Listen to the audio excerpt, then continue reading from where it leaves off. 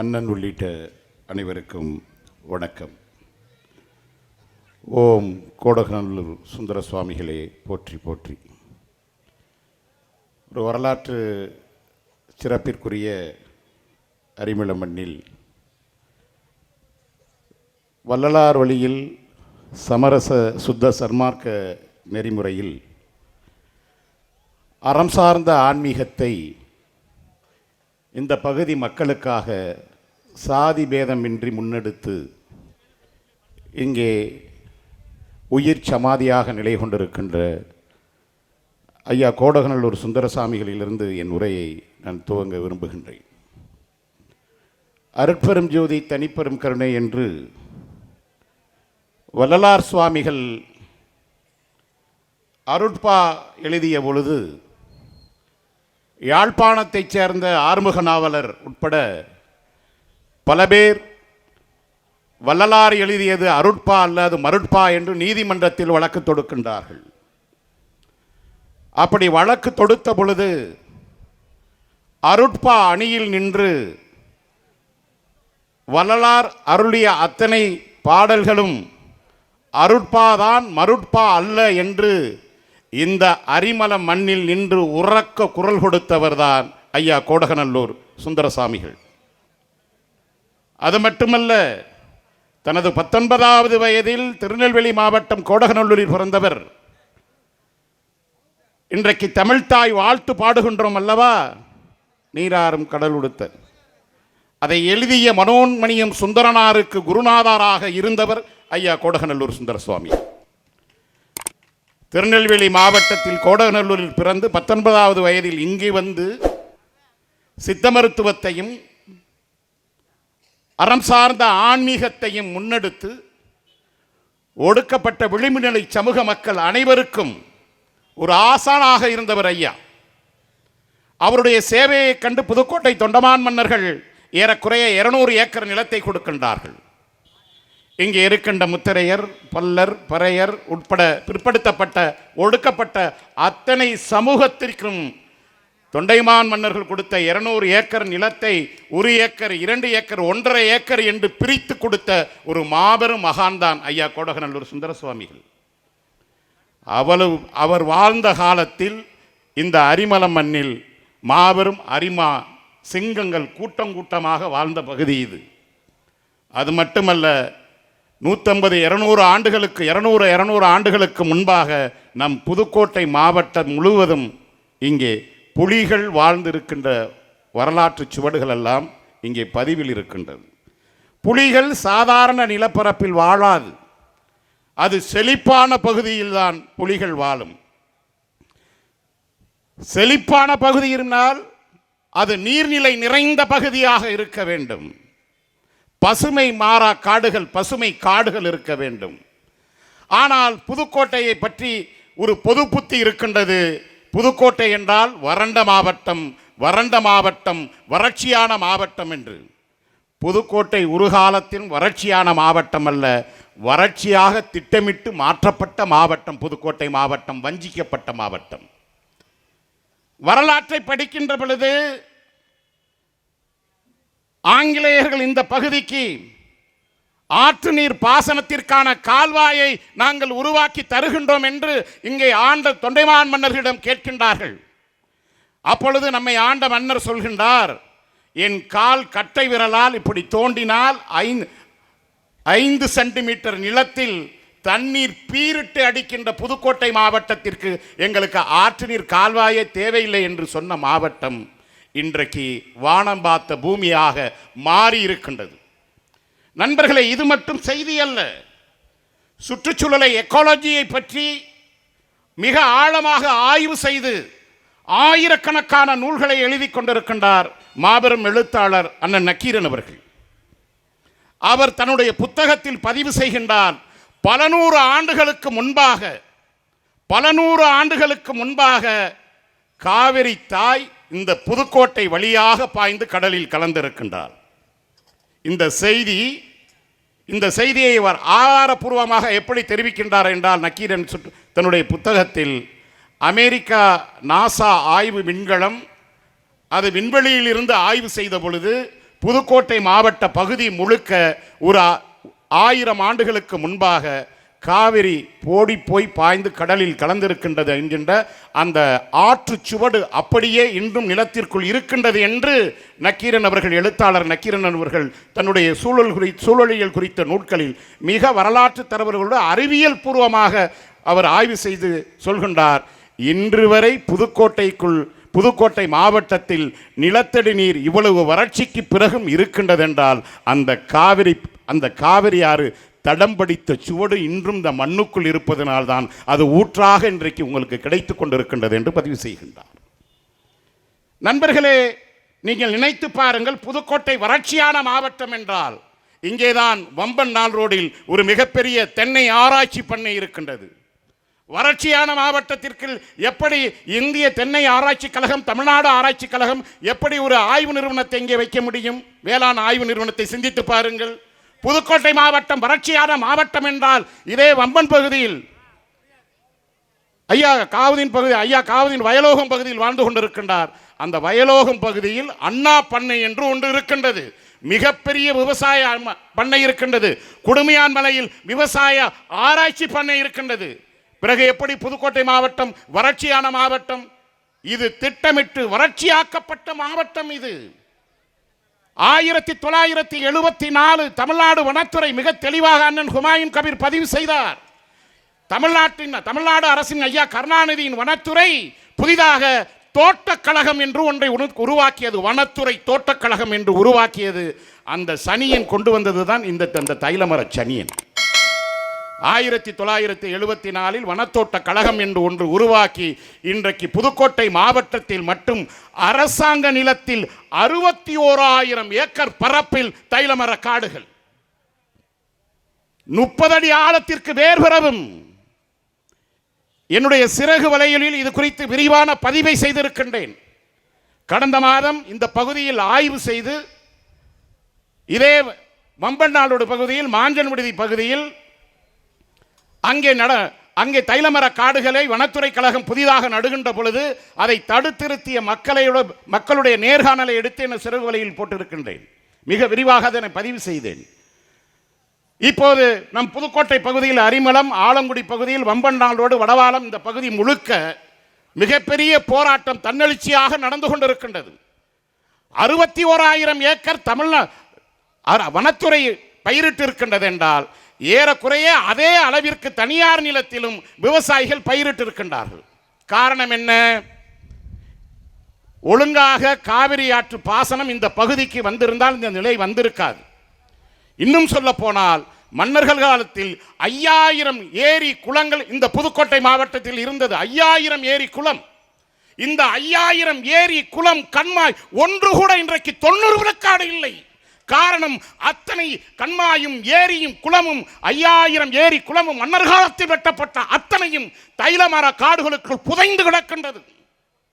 மழைக்காலங்களில் கூட அந்த தண்ணீர் நம் ஊருக்கு வரவில்லை. காரணம், எங்க பகுதியில் தைலமர காடு எல்லா பகுதியிலும் உள்ளே சென்று நீங்கள் பார்த்தீர்கள் என்றால் ஆள் உயரத்திற்கு 6 அடி உயரத்திற்கு வரப்பு கோல் பாத்திகளை கட்டி வைத்து மழை காலத்தில் கூட ஓடி வருவதற்கு தண்ணீரை மறித்ததினால் இன்றைக்கு எங்கு பார்த்தாலும் வறட்சி. மழைநீர் ஊருக்குள் வர வேண்டிய கண்மாய்க்குள் வரவில்லை, ஏரிக்கு வரவில்லை, குளத்தில் வரவில்லை. நிலத்தடி நீர் குறைந்து விட்டது. காற்றில் உள்ள ஈரப்பதத்தை உறிஞ்சுகின்றது. 30 அடி ஆழத்திற்கு கீழே வேர் விட்டுக் கொண்டிருக்கின்றது. குருவி கட்ட முடியவில்லை, குருவி கூடு கட்ட முடியவில்லை. எந்த உயிரினமும் வாழ தகுதியற்ற ஒரு காடு. எதற்காக? தமிழ்நாடு அரசு நடத்துகின்ற பிரிண்டட் பேப்பர்ஸ் லிமிடெட் என்கின்ற அந்த கரூரில் இருக்கின்ற நிறுவனத்திற்காக, காகிதத்திற்காக ஒரு ஒட்டுமொத்த தேசிய இனத்தின் ஒரு பகுதியையே நீ அழிக்கின்றாய். ஒரு இனத்தை குண்டு போட்டுதான் அழிக்க வேண்டும் என்ற அவசியமில்லை. ஒரு இனத்தை படையெடுத்து அழிக்க வேண்டும் என்றுதான் அவசியமில்லை. இந்திய தேசியமும் திராவிட மாடலும் இணைந்து கொண்டு ஒரு படையெடுப்பை சூழலியல் என்கின்ற பெயரில், தைலமர காடு என்கின்ற பெயரில் ஒரு மாபெரும் படையெடுப்பை நம் மீது இந்த மண்ணில் நடத்தி திட்டமிட்டு இனத்தை அழித்துக் கொண்டிருக்கின்றான். இந்த இனத்திற்கு எதிரான யுத்தம் தான் ஏன் தமிழர் ஆட்சி மலர வேண்டும், நாம் தமிழர் ஆட்சி மலர வேண்டும் என்பது. இந்த யுத்த பிரகடனத்தை எங்கள் அண்ணன் செந்தமிழன் சீமான் கோடகநல்லூர் சுந்தரசாமி என்கின்ற சித்த பெருமகன் இங்கே ஜீவ சமாதியான இடத்தில் இருந்து துவங்குகின்றான். நிச்சயம் ஐயாவின் ஆசையோடு நாம் வெற்றி பெறுவோம், ஆட்சியில் அமர்வோம். நடக்கும், நடந்தே தீரும். சித்தனின் வாக்கு சிவ வாக்கு, உங்கள் தம்பியின் வாக்கு அருள் வாக்கு. மகனே நீ ஆழ்வாய். எதற்காக சொல்கின்றேன் என்றால், என் அன்பு உறவுகளே, இவ்வளவு வளமாய்ந்த பூமி, புலிகள் வாழ்ந்த பூமி நண்பர்களே, காட்டில் வாழ்ந்த புலிகளும் வாழ்ந்த பூமி இந்த மண். நாட்டின் விடுதலைக்காக போராடிய எங்கள் தலைவன் கட்டிய புலிகளும் இங்குதான் வாழ்ந்தார்கள், இங்குதான் பயிற்சி எடுத்தார்கள். எனவேதான் புலிகள் வாழ்ந்த பூமியை இன்றைக்கு பாலைவனமாக திராவிட மாடல் மாற்றி இருக்கின்றது. 2018ஆம் ஆண்டு அண்ணன் துரைபாண்டியன் உட்பட, பெரியாளூர் காந்தி உட்பட நாங்கள் ஒரு மிகப்பெரிய மக்கள் இயக்கத்தை எடுத்து போராடி மதுரை உயர்நீதிமன்ற கலையில் நாங்கள் தடை வாங்கினோம். இனிமேல் நடக்கூடாது. அவன் கெட்டியமா பிடிச்சிக்கிட்டான். இனிமேல் நடதானே நாங்கள் கூடாது, மரத்தை அப்படியே வேரோட விட்டுடுறோம், மெதுவாக மேலே மேலே உள்ள மட்டும் கழிச்சுக்கிட்டே போகிறோம். அது பார்த்தீங்கன்னா இருந்த மரத்தோட முரட்டு மரமாக வளர்ந்து நிற்கிது.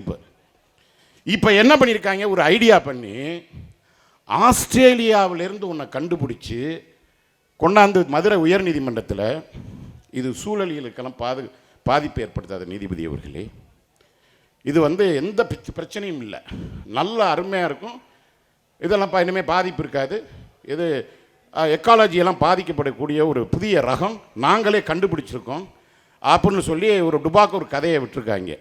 இந்த டுபார்க்கு ஒரு கதையை எழுதி கொடுத்தது யார் தெரியுமா? ஐயா மையனாரே.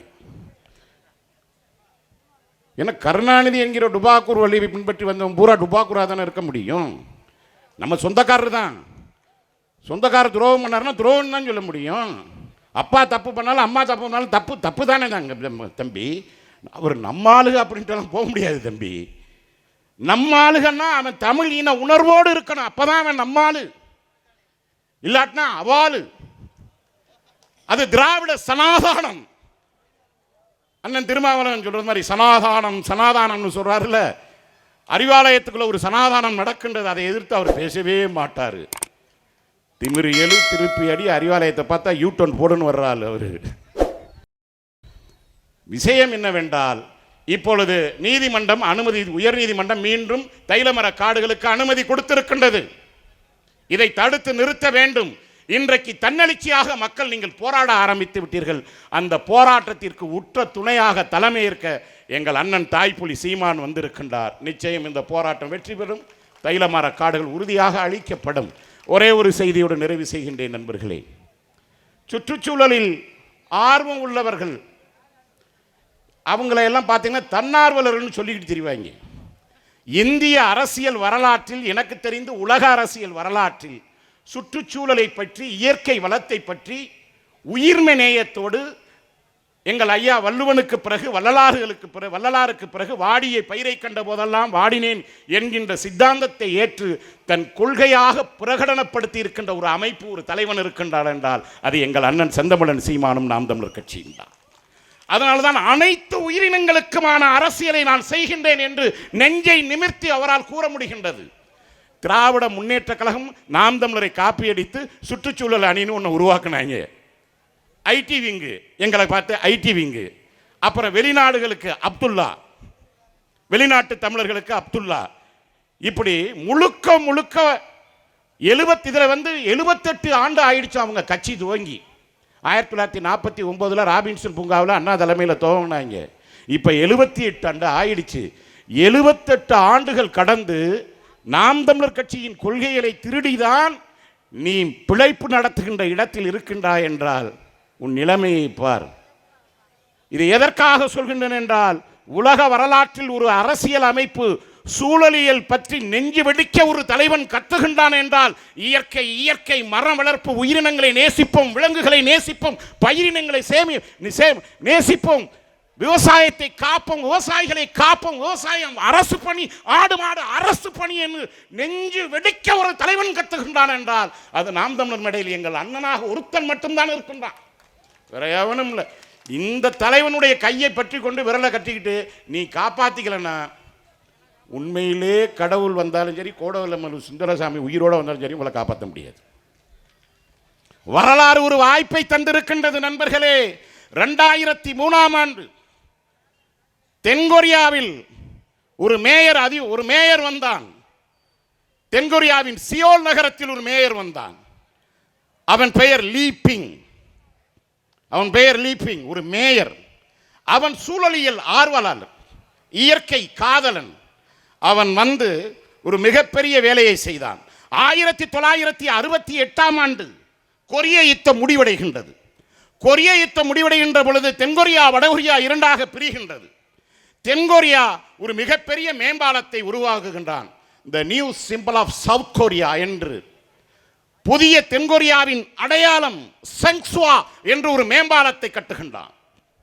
செங்சுவா என்று 1968க்கு பிறகு ஒரு பெரிய மேம்பாலத்தை கட்டுறான். அது கட்டிய பிறகு உலகமே தென்கொரியாவை திரும்பி பார்க்கின்றது. அந்த மேம்பாலத்தை பார்த்து வாய் பிளந்து நிற்கின்றான். அதை பார்த்து தான் திராவிட மாடல் இங்கே சென்னையில் மேம்பாலம் கட்டி அண்ணா ரமேஷை கொலை பண்ணது. அந்த மேம்பாலத்தில், தென்கொரியாவில் செங்சுவா மேம்பாலத்தில் ஒரு நாளைக்கு 2 லட்சம் வாகனம் போனது. அப்பொழுது 2003ஆம் ஆண்டு லீபிங் சியோல் நகரத்தின் மேயராக வந்து இதேபோல் ஒரு மேடையில் சொன்னான், நண்பர்களே, நீங்கள் இருசக்கர வாகனத்தில், சொந்தமான இருசக்கர வாகனத்தில் அலைபேசியில் பேசிக்கொண்டு போவது பெருமையாக இருக்கலாம், ஆனால் ஒருபோதும் அது இயற்கையை காப்பாற்றாது, உங்களை காப்பாற்றாது. நண்பர்களே, என் தென்கொரிய மக்களே, சியோல் நகரத்தின் அன்பிற்குரியவர்களே, நீங்கள் சொந்தமாக ஒரு கார் வாங்கி அதில் உல்லாசமாக உங்கள் குடும்பத்தோடு நீங்கள் உற்சாகமாக வலம் வரலாம், செங்சுவா மேம்பாலத்தில் போகலாம். ஆனால் அது ஒருபோதும் இயற்கையை காப்பாற்றாது, சூழலியலை காப்பாற்றாது, இடிந்து தரைமாக்கப்பட்ட மழையை காப்பாற்றாது, இழந்து போன மழை நீரை உருவாக்காதது, நிலத்தடி நீரை தராது, புல் பூண்டுகளை காப்பாற்றாது, குருவிகளை காக்கைகளை காப்பாற்றாது. ஆனால் நாம் ஒன்றை செய்ய முடியும். இந்த செங்சுவா மேம்பாலத்தை இடித்து விட்டோம் என்றால் பொது போக்குவரத்தை அதிகப்படுத்த வேண்டும். நீங்கள் சொந்தமாக கனவோடு வாங்கியிருப்பீர்கள் இல்லையா, அந்த கார்கள், பைக்குகள், அதையெல்லாம் வீட்டில் நிறுத்திவிட்டு சியோல் மாநகரமே சொந்தமான போக்குவரத்தை, அரசு போக்குவரத்தை உருவாக்கும். அதில் சென்றீர்கள் என்றால் நம் பூமி வெப்பமயமாதலிருந்து தடுக்க முடியும், சுற்றுச்சூழலிலிருந்து காக்க முடியும், இந்த காற்றில் நிறைந்திருக்கின்ற இந்த கார்பனில் இருந்தெல்லாம் குறைக்க முடியும். எனவே நான் ஒரு முடிவெடுத்திருக்கின்றேன். ஒரு நாளைக்கு 2 லட்சம் கார்கள் பயணிக்கின்ற இந்த செங்சுவா மேம்பாலத்தை, தென்கொரியாவின் அடையாளத்தை உடைத்து நொறுக்குகின்றேன் என்று உடைத்து நொறுக்கினான். அதுவரை செங்சுவா அந்த பகுதிகளில் 15% தான் பொது போக்குவரத்து நடந்து கொண்டிருந்தது. செங்சுவாவை இடித்த பிறகு அவன் மக்களுக்கான கடைகளை எங்கு பார்த்தாலும் திறந்தான். 85% பொது போக்குவரத்து உயர்ந்தது. காற்றில் கலந்திருந்த கார்பன் குறைந்தது. சியோல் நகரத்து வெப்பமயமாதல் குறைந்தது. சுற்றுச்சூழல் புதிய புத்துயிர்ப்போடு வளர்ந்தது. அது மட்டுமல்ல, தென்கொரியாவின் சியோல் நகரத்தின் பொருளாதாரமும் உயர்ந்தது. இதை மக்கள் உணர்ந்தார்கள். உணர்ந்த பிறகு அதற்கு ஆதரவு தெரிவித்தார்கள். லீபிங் என்ன செய்தான் தெரியுமா? செங்சுவா என்கின்ற அந்த மேம்பாலத்தை இடித்த பிறகு புதிதாக கட்டப்பட்ட மேம்பாலங்கள் 15 மேம்பாலங்களை உடைத்து தகர்த்து சுற்றுச்சூழலை, இயற்கை வளத்தை காப்பாற்றினான். உலக வரலாற்றில் இது மிகப்பெரிய சரித்திரமாக நடந்ததாக வரலாற்று ஆசிரியர்கள், சுற்றுச்சூழல் ஆர்வலர்கள், ஏகாதிபத்தியங்களுக்கு எதிராக, கார்ப்பரேட் முதலாளிகளுக்கு எதிராக போராடுகின்றவர்கள் எல்லாம் பாராட்டினார்கள். நம் ஐயா நம்மாழ்வாரும் அதை பாராட்டி இருக்கின்றார். ஒரு சியோல் நகரத்து மேயர் இவ்வளவு பெரிய மாற்றத்தை செய்ய முடியும் என்றால், நாம் தமிழர் கட்சி அதிகாரத்திற்கு வந்து எங்கள் அண்ணன் சீமான் செயின் சார்ஜ் கோட்டையில் உட்கார்ந்தால் இதை எப்படியான பூமியாக மாற்றுவார் என்பதை நீங்கள் கற்பனை செய்து பாருங்கள். நம்மாழ்வார் என்கின்ற ஒரு கிழவன் இளம் வயதில் வந்து சீமான் வடிவெடுத்து செயின் சார்ஜ் கோட்டையில் உட்கார்ந்தால் மீண்டும் அரிமணம் புலிகள் உலாவுகின்ற பூமியாக மாறும். நன்றி, வணக்கம். நாம் தமிழ்.